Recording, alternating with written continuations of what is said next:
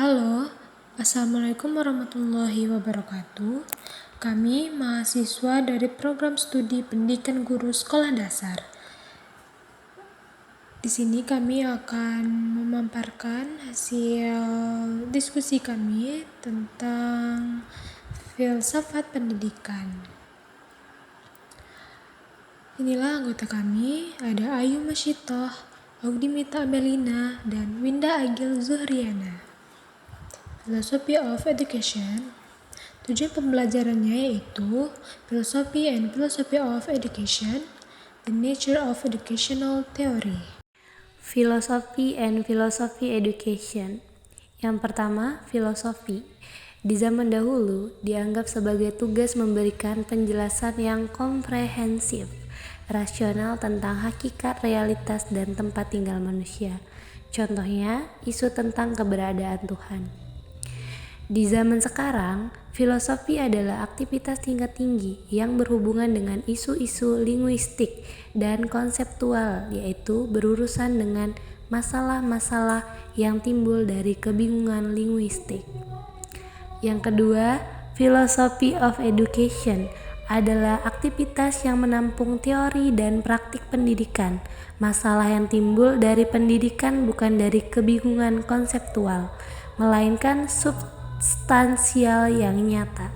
Jadi, Philosophy of Education berfokus pada bahasa teori dan praktik pendidikan. Filsafat menurut para ahli. Yang pertama, menurut Plato. Menurut Plato, filsafat tidak lain dari pengetahuan tentang segala yang ada. Yang kedua, menurut Aristoteles, bahwa kewajiban filsafat adalah menyelidiki sebab dan asas segala benda, sehingga filsafat itu bersifat ilmu umum sekali. Yang ketiga, menurut Cicero, filsafat adalah induk dari segala ilmu pengetahuan, filsafat sebagai seni kehidupan. Selanjutnya ada the nature of educational theory atau hakikat teori pendidikan.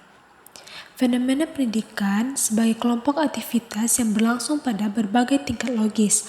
Logis dalam artian bahwa setiap tingkat yang lebih tinggi timbul dari tergantungnya pada tingkat yang berada di bawahnya. Tingkat terendahnya adalah tingkat praktik, di mana aktivitas seperti mengajar, memberi instruksi, memotivasi siswa, menasehati, dan mengoreksi pekerjaan siswa.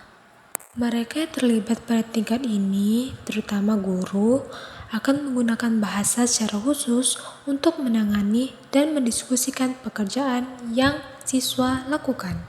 Selanjutnya, ada tingkat tinggi, yaitu pendidikan dilakukan dan dibicarakan tanpa adanya materi pelajaran. Adapun jenis-jenis teori pendidikan. Yang pertama ada teori deskriptif, yaitu memberikan penjelasan tentang apa yang sebenarnya dilakukan oleh pendidikan. Contohnya, mengatakan bahwa pendidikan salah satu cara untuk mensosialisasikan generasi muda. Benar atau tidaknya itu adalah fakta yang bisa dilihat dari praktik pendidikan yang ada. Yang kedua, ada teori praksis, yaitu memberikan nasihat atau rekomendasi tentang praktik pendidikan. Contohnya, menyatakan bahwa guru harus memastikan setiap pembelajaran baru yang akan diberikan kepada siswanya, maka ia harus berkaitan dengan apa yang ia ketahui. Ciri-ciri filsafat. Yang pertama, filsafat sebagai ilmu. Yang kedua, filsafat sebagai cara berpikir. Yang ketiga, filsafat sebagai pandangan hidup. Sekian penjelasan dari kami, lebih dan kurangnya kami mohon maaf. Terima kasih telah menonton. Wassalamualaikum warahmatullahi wabarakatuh.